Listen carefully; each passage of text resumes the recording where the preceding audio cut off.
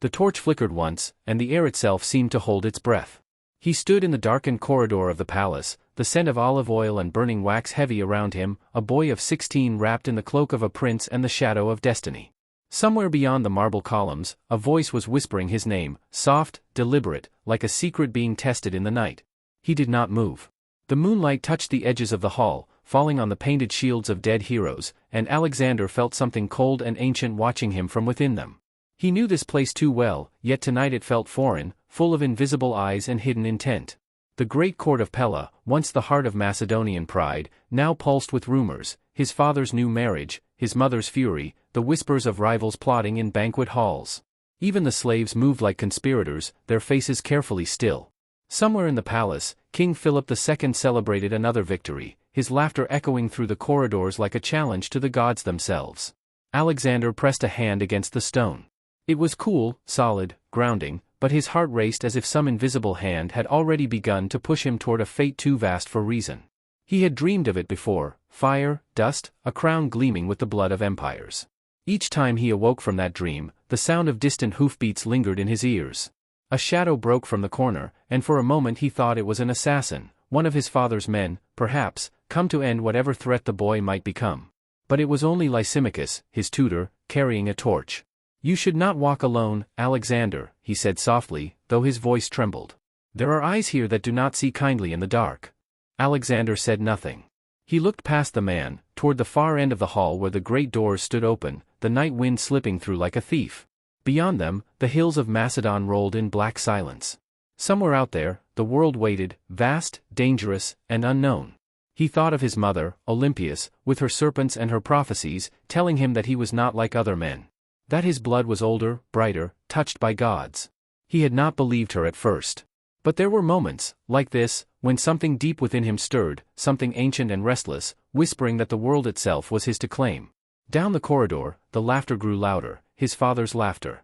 It carried arrogance, power, and something else, contempt. The sound filled the palace, and Alexander felt it press against him like a weight. Philip had conquered Greece, united the city-states, and dreamed of Persia. But in that triumph there was no room for a son whose name the priests already spoke with uneasy reverence. Lysimachus laid a hand on the boy's shoulder, but Alexander barely felt it. His eyes were fixed on the doorway.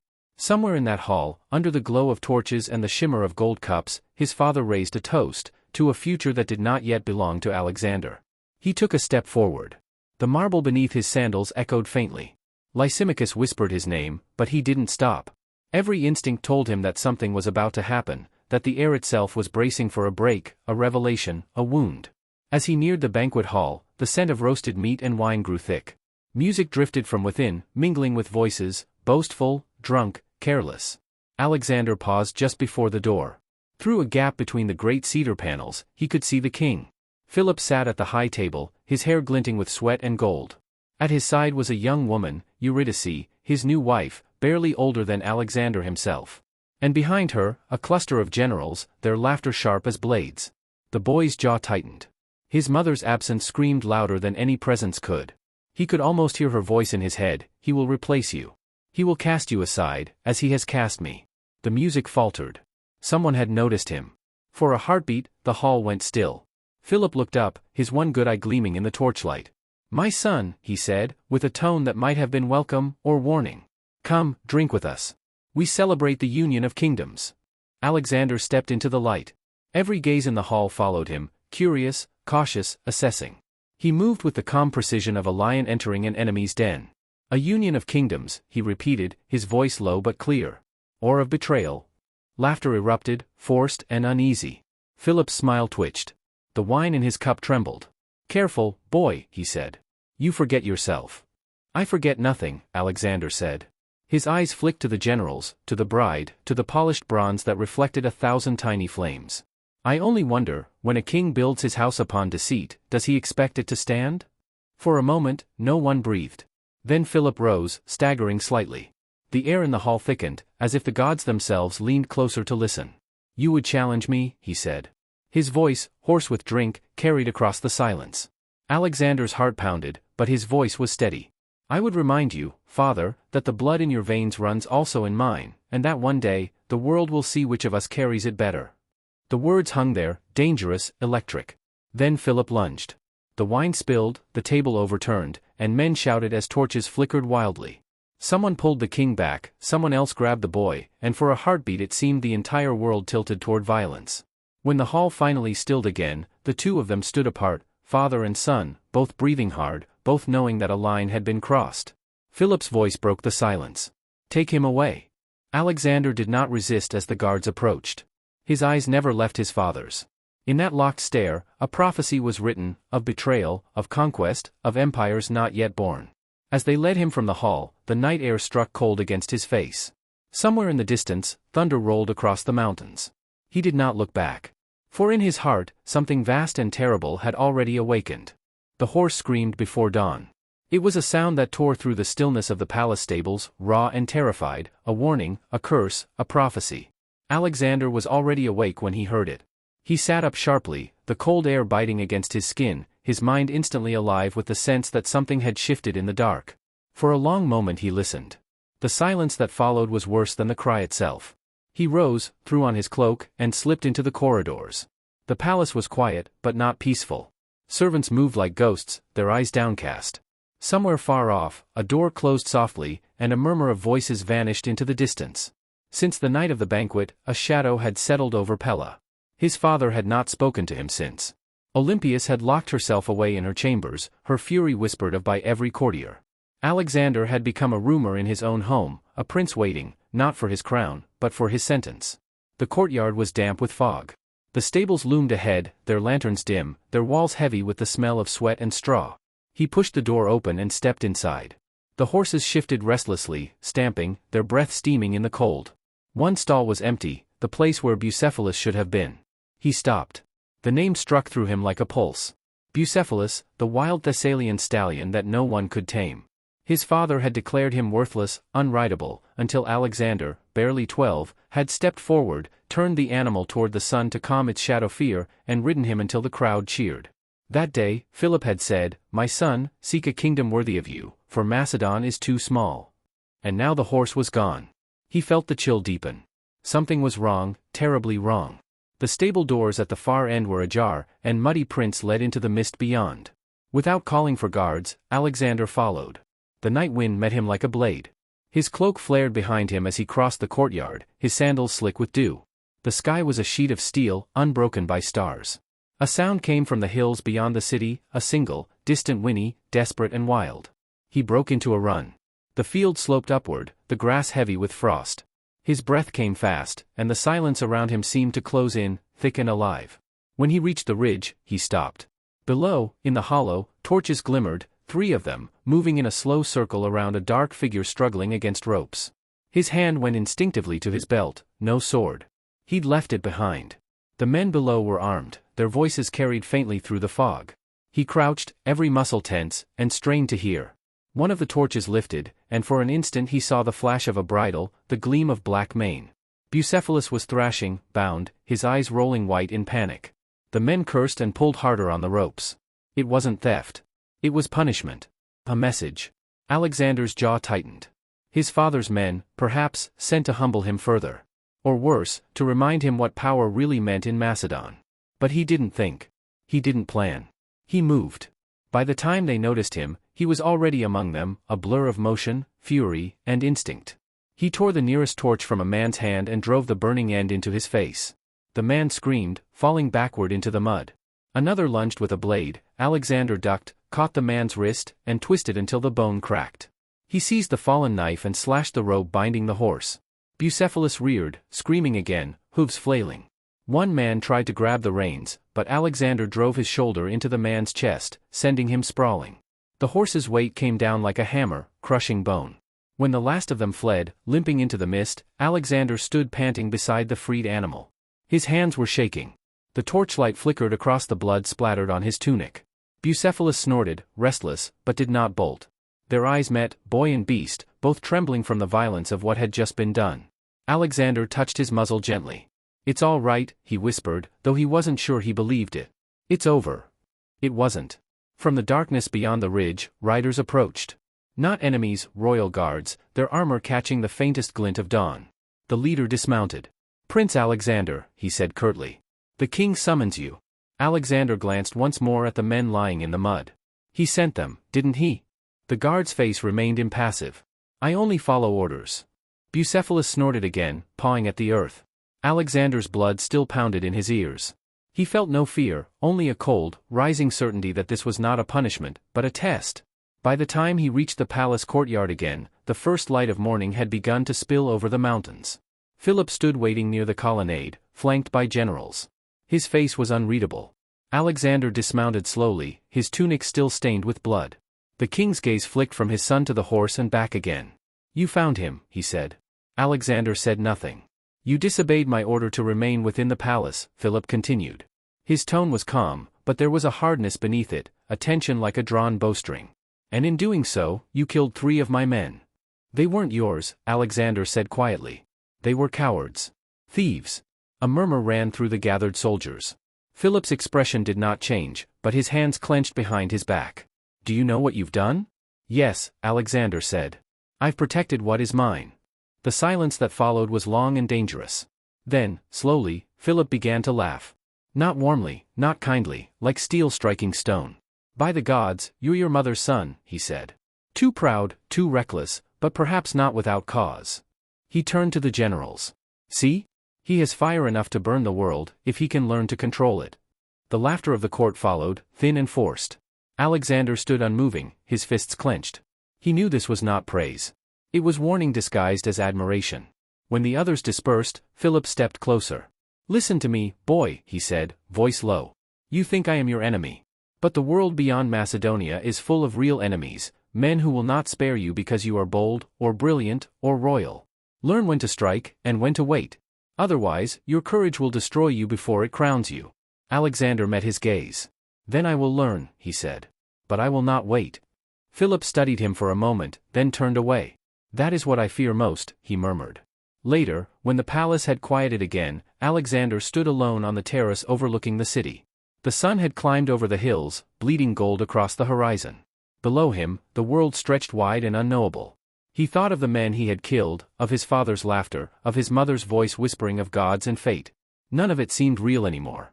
What was real was the pulse in his veins, the unshakable sense that something vast and unstoppable had begun to move, not just within him, but around him. The wind shifted. He heard again the echo of the horse's first scream, and beneath it, something else, a sound too deep to name. It was as if the earth itself had spoken, and he, Alexander, had been chosen to answer. The man burned to death before anyone could scream. One instant he stood on the hillside, shouting something about omens and kingship, and the next his body was wrapped in fire, an eruption of light and sound so sudden that the soldiers threw themselves to the ground. When the flame died, nothing was left but a smear of ash and the metallic taste of fear. Alexander stared at the blackened earth, his heart hammering. No one moved. The wind carried the smell of smoke through the camp, sharp and unnatural. They said lightning had struck. Others whispered of curses, of Olympias's rituals, of gods who chose their messengers violently. But Alexander said nothing. He turned away from the charred spot, feeling the heat still in his skin, and walked toward his tent. The sky above the plains of Thrace was bruised purple with the coming storm, and every rumble of thunder seemed to echo inside him. The campaign had been meant as routine, a lesson in command under his father's generals. Yet nothing about it felt ordinary. The men obeyed him but watched him as if he carried something contagious. Even his closest companions, Hephaestion, Ptolemy, the others, had grown quiet since the fire. They avoided speaking of the dead man. They avoided asking why Alexander had been the only one standing close to him when it happened. Inside the tent, the candlelight trembled. The walls of hide whispered with the wind. Alexander sat at the table and unrolled a map, though he wasn't looking at it. The lines of rivers and fortresses blurred into meaningless curves. He could still hear the dying man's last words, half swallowed by thunder, "The eagle falls to rise again." He had asked himself 100 times what it meant. A warning? A prophecy? A lie? But every answer felt dangerous. A shadow fell across the tent. Hephaestion entered quietly, his face drawn, eyes searching. "The men are frightened," he said. "They think the gods are angry." Alexander's fingers tightened on the edge of the table. "Are you frightened?" Hephaestion hesitated. "I'm only asking what comes next." Alexander looked up, and for a moment his expression softened. "What comes next is victory," he said. "We march tomorrow." Hephaestion didn't argue, but his silence carried its own weight. He left the tent without another word, and the candle flame bent sharply, as if in protest. That night, Alexander dreamed. He stood again on the hillside, the smell of rain thick in the air. The burned man stood before him, whole again, his eyes glowing faintly in the dark. "Do you understand now?" the man asked. "You are not meant to follow. You are meant to replace." Alexander reached for his sword, but the man was already gone.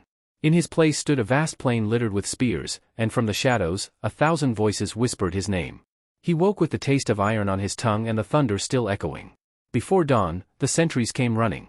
The Thracians had moved on the ridge, and the Macedonian line was breaking. By the time Alexander reached the front, the battle was chaos. Arrows hissed through the rain, and the air stank of mud and blood.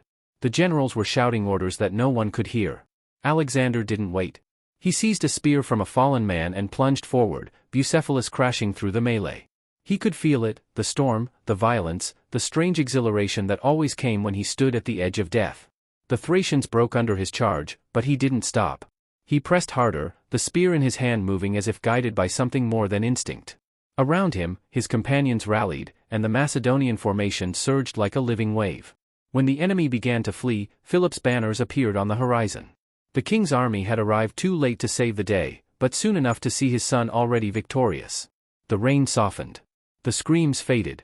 Alexander dismounted slowly, his arms heavy, his breath ragged. Philip rode up, his generals behind him, their expressions a mix of disbelief and anger. "What were you thinking?"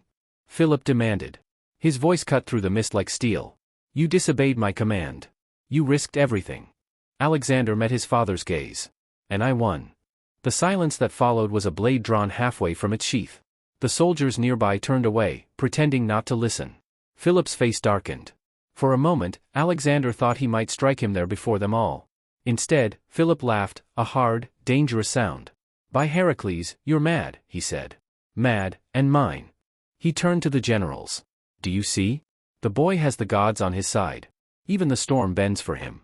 The words were meant as praise, but they tasted like poison. Alexander felt the eyes on him, fearful, reverent, calculating. The line between myth and man was blurring, and he didn't know whether he should be proud or afraid. That night, the camp celebrated. Fires burned bright against the darkness, and the soldiers sang of victory. But Alexander sat apart, staring into the flames. Each flicker seemed to twist into shapes, crowns, serpents, wings. He thought of the man who had burned, of the prophecy, of the way his father's laughter had sounded too much like warning. Hephaestion found him again. "You can't keep doing this," he said quietly. "You frighten them." "I don't mean to," Alexander said. "That's worse," Hephaestion replied. "Because one day they'll stop fearing for you, and start fearing you."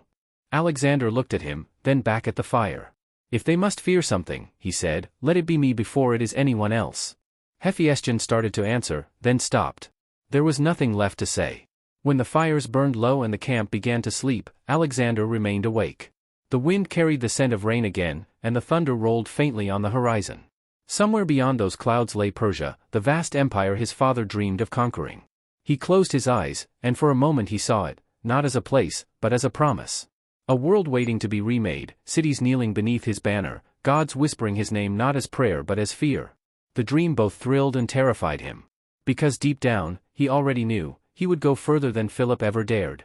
He would not stop at Greece, or Thrace, or even the edges of the world. Something inside him, something ancient and relentless, would not allow it. The thunder came again, closer now. He lifted his head.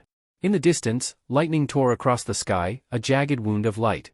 For a heartbeat, it seemed to strike the horizon itself, and in that flash, Alexander thought he saw an outline of a crown burning in the clouds. Then darkness swallowed it. He sat alone until dawn, his eyes unblinking, his mind burning with questions he could never ask and answers he already feared. The arrow came from nowhere, slicing through the air with a whistle that froze Alexander's blood. He ducked instinctively, but it wasn't just the weapon that startled him, the silence afterward, the way the wind seemed to hold its breath, as if the world itself had paused to witness something impossible. He crouched behind a fallen shield, every muscle taut, every sense alert. The forest around him was alive, but not with birds or beasts. Something else moved in the shadows, something calculating, waiting. His men were scattered, hidden among the trees, their faces pale. The skirmish with the Thracian scouts had been supposed to be routine, an exercise, a display of strength. But as soon as the first arrow struck, it became clear, this was no simple encounter. The woods had teeth. And Alexander, though only 18, understood that he had stumbled into a trap meant for someone far greater than himself. He heard movement to his left. The underbrush snapped, then fell silent. He inched forward, spear ready, senses straining. A figure emerged, cloaked, its face hidden beneath a hood. The figure moved without sound, and when it stopped, it seemed to blend with the darkness itself. "Who's there?" Alexander demanded, his voice low, steady. Not a question, but a challenge. No answer came. Only the rustle of leaves, the whisper of wind through the trees. He advanced cautiously, feeling the pulse of his own heart in his ears. Bucephalus was nearby, restless, his hooves scuffing the earth. The horse sensed what Alexander did, danger that was unseen, predatory, and near. Suddenly, the cloaked figure vanished. 1 second it was there, the next, gone. A whisper of movement, a shadow that seemed to fold into the darkness. Alexander's hand gripped his spear tighter. This was no ordinary enemy. He felt it in the air, in the electricity crawling across his skin. He was being hunted. From the far side of the clearing, a scream cut through the mist. One of his soldiers, a young man no older than 16, had stumbled into an ambush.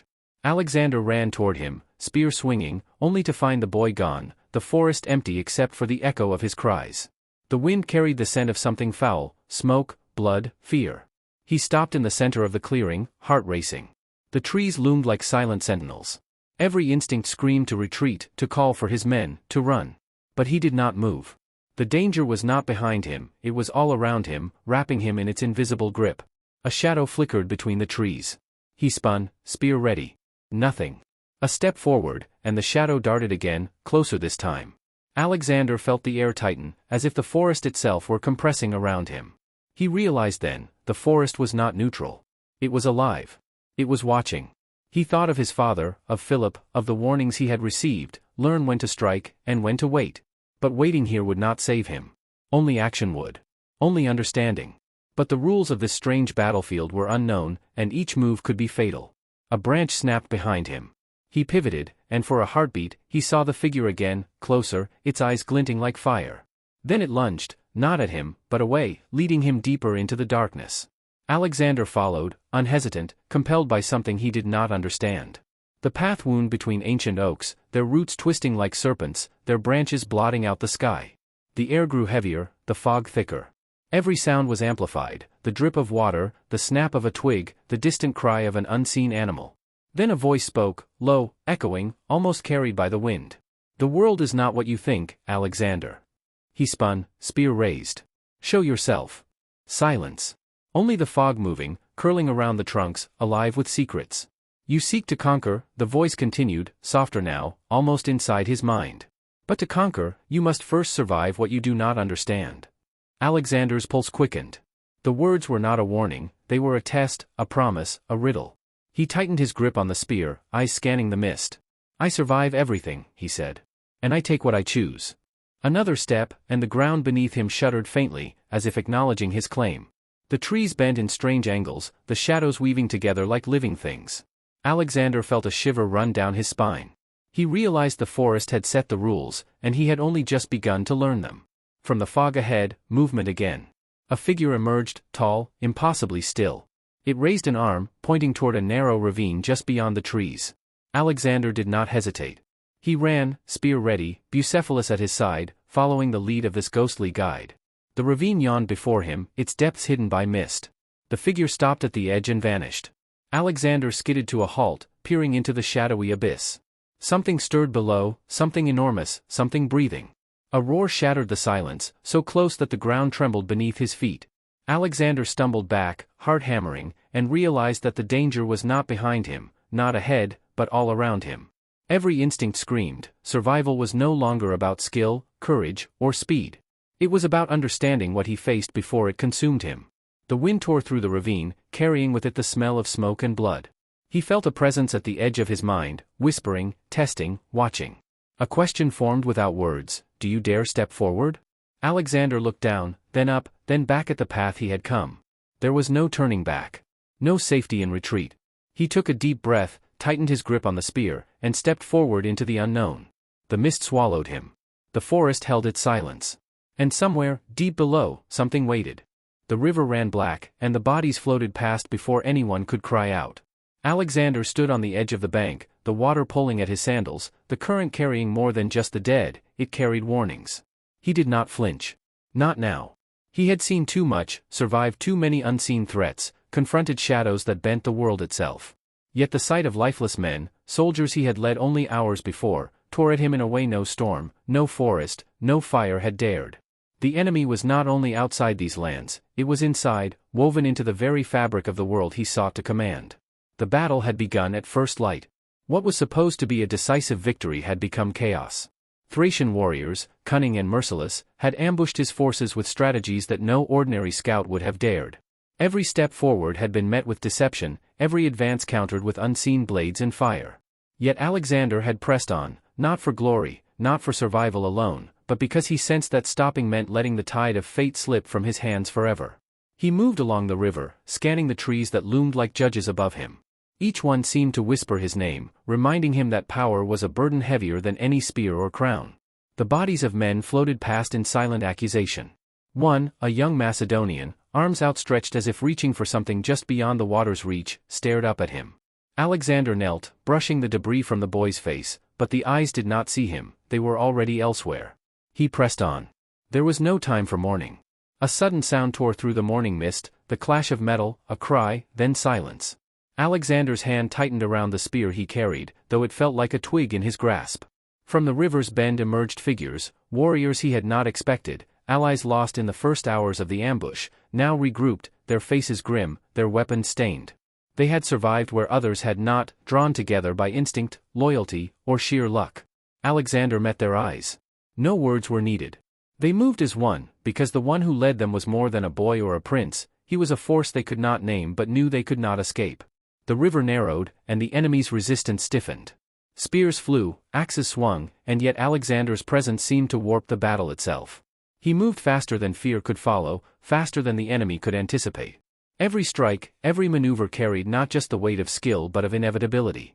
When he pressed forward, the Thracians faltered, their formations cracking as if the very ground had chosen to aid him.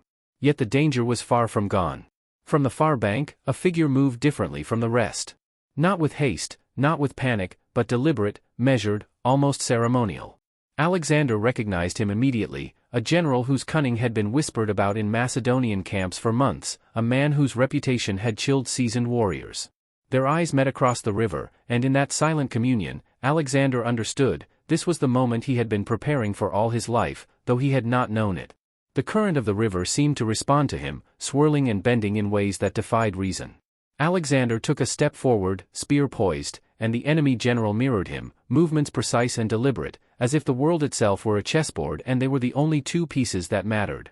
Around them, the chaos continued, men fell, fire spread, the mist curled, but between Alexander and his opponent, there was only silence, only anticipation. Then the general lunged, and the clash rang louder than any drum. Alexander blocked, countered, moving with a precision born of instinct and something deeper, something ancient that had guided him since the fires, the forest, the shadows. The river trembled at each strike, and for a moment, it was not battle, it was a test, a judgment, a revelation. Hours passed in the span of a heartbeat. Alexander fought with every ounce of strength, every fragment of fear, every spark of vision he had gathered since the banquet, the stables, the forests. The general pressed, relentless, but Alexander pressed harder, until the final strike sent the man sprawling into the river, swept away by the current he had once controlled. Alexander stood alone on the bank. The battle had ended, though the river still carried the consequences of every choice, every move, every failure and victory. Around him, the survivors began to emerge, faces etched with exhaustion, relief, awe.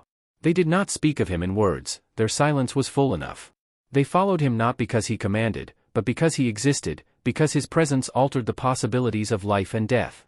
He turned to look at the river, at the water blackened with the cost of survival. The sun broke through the clouds, glinting off the surface, revealing the true scale of what had been lost and gained. The current no longer seemed malevolent, it was merely a witness, indifferent yet undeniable. Alexander felt the weight of the moment, the raw truth of his existence, the world was vast, dangerous, and unyielding.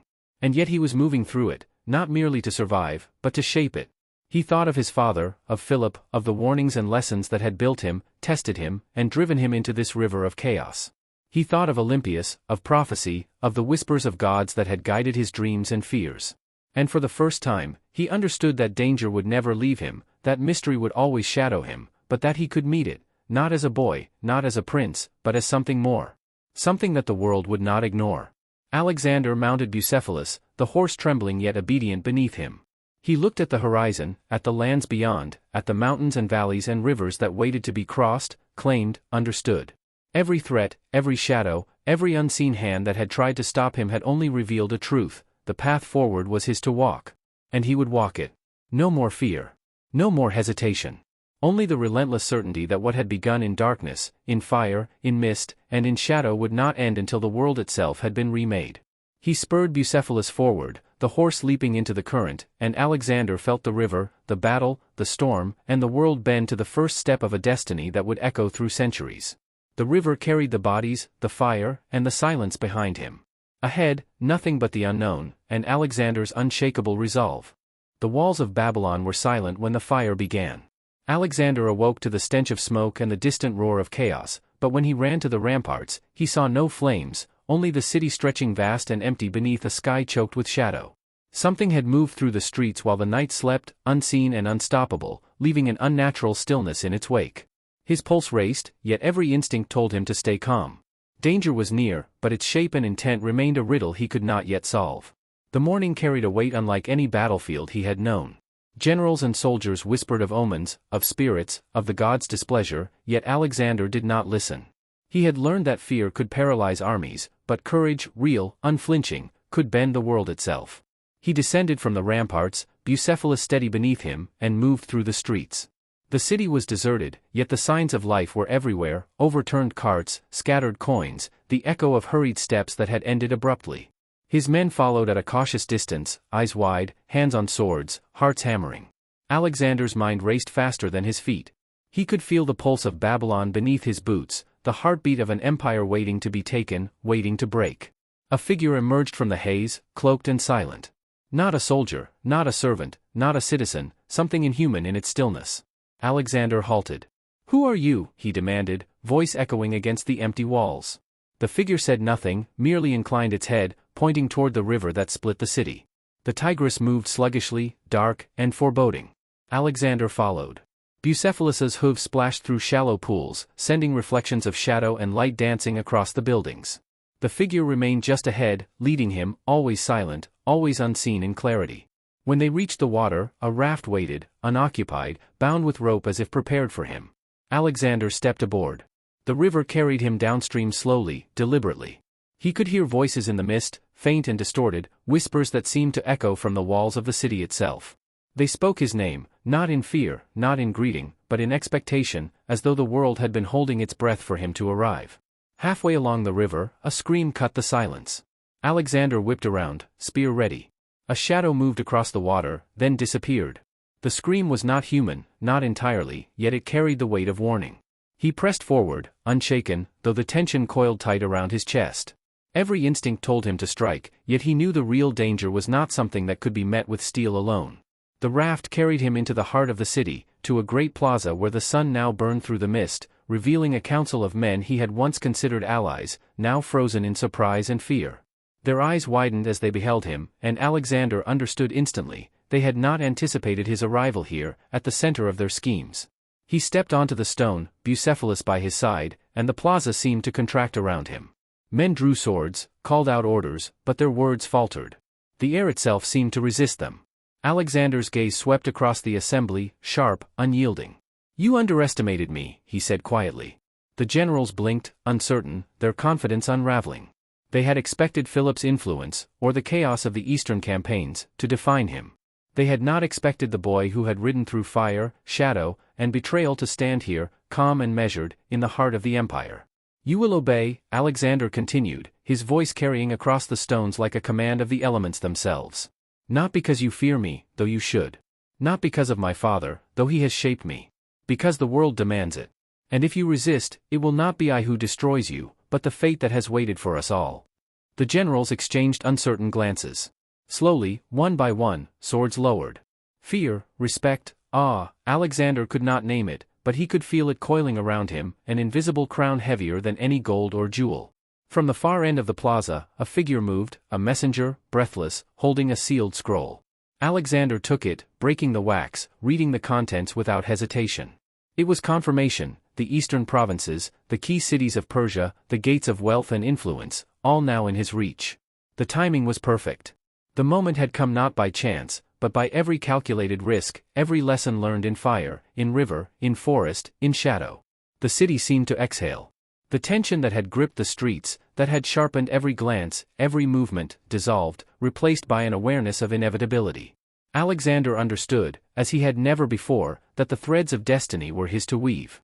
Every danger, every challenge, every shadow he had faced had been a preparation for this very moment. He turned to his men. "The world is not ours yet," he said, voice steady, unflinching. "But it will be. Step by step. River by river. City by city. Empire by empire. Nothing is beyond our reach." Bucephalus pawed the stones, snorting. Alexander mounted, the weight of command settling over him like a mantle. Around him, the soldiers fell in line, ready to follow. He could see the horizon through the city gates, the lands beyond waiting, vast, mysterious, untamed, and full of peril. Every instinct told him the real challenge had only begun. And yet, he did not fear it. He had faced fire, arrows, shadow, betrayal, and river currents. He had walked through forests where the trees themselves seemed alive with intent.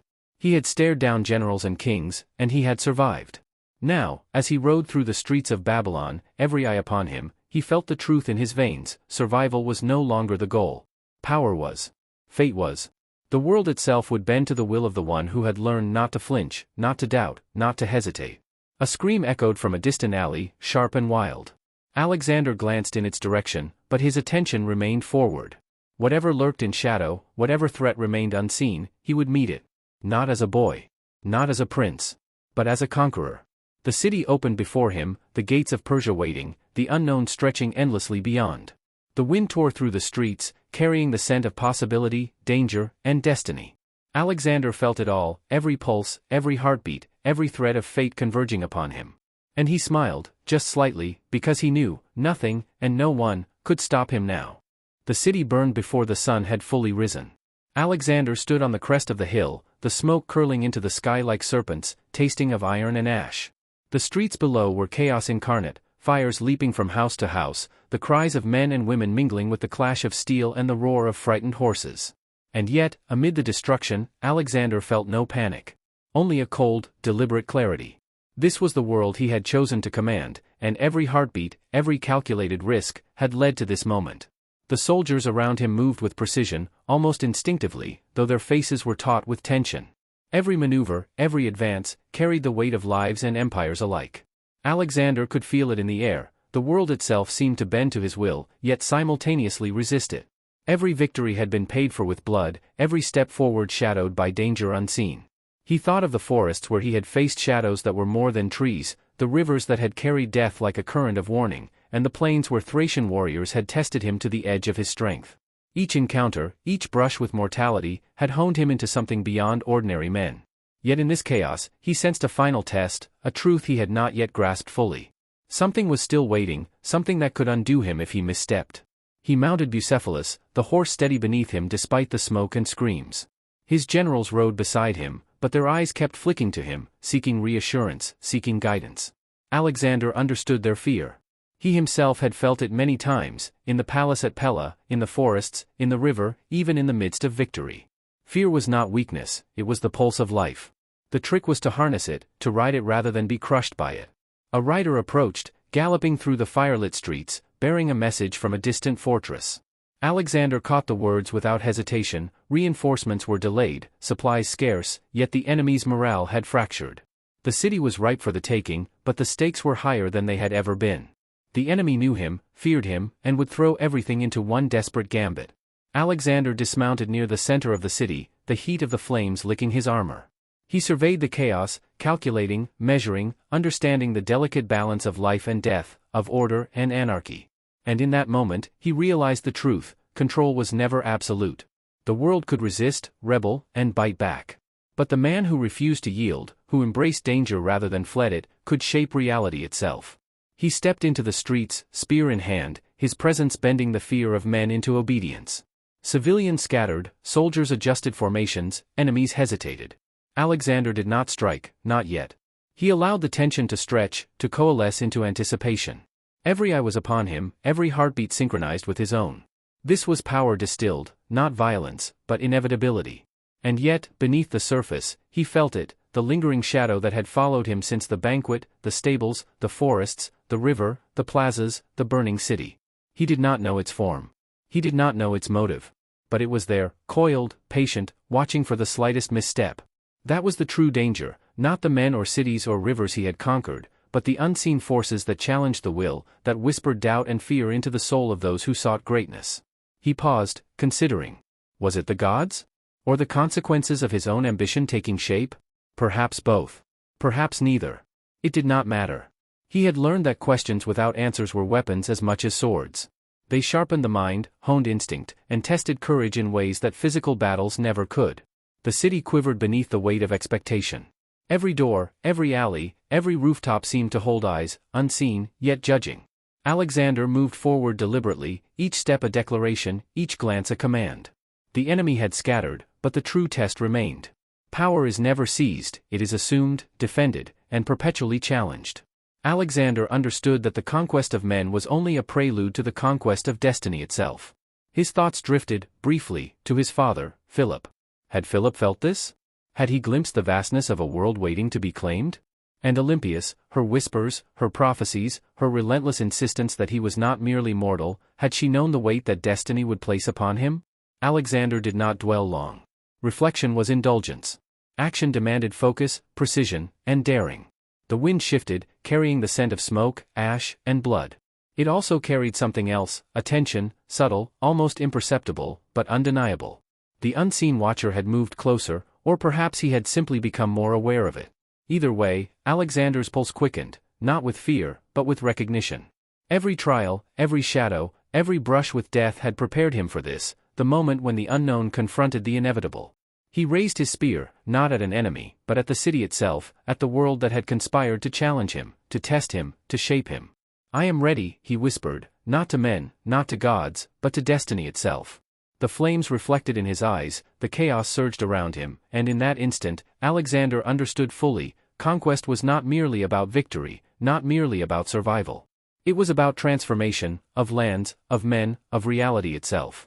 He had walked through shadow and fire, rivers and forests, betrayal and death, and emerged not unscathed, but sharpened, clarified, beyond ordinary reckoning. Bucephalus stirred beneath him, and Alexander mounted, his body taut with anticipation, his mind alight with strategy. He could feel the city bending to his will, the enemy faltering, the unseen forces drawing close. Every heartbeat, every breath, every step of his horse echoed the truth he had known since the first scream in the palace, the first shadow in the forest, the first arrow through the air. Greatness demanded courage, and courage demanded confrontation with the unknown. Alexander advanced into the heart of the city, spear poised, eyes unwavering, every sense alert. Around him, soldiers and civilians alike felt the shift, the presence of a man who was no longer simply a prince or a warrior, but a force that the world itself could neither ignore nor resist. And in that moment, amid the smoke, the chaos, and the fire, Alexander understood the final truth: destiny was not given. It was seized. And he would seize it. The city waited, the world waited, and Alexander moved forward, unflinching, unstoppable, unanswerable. Because he had become more than a man. He had become inevitability.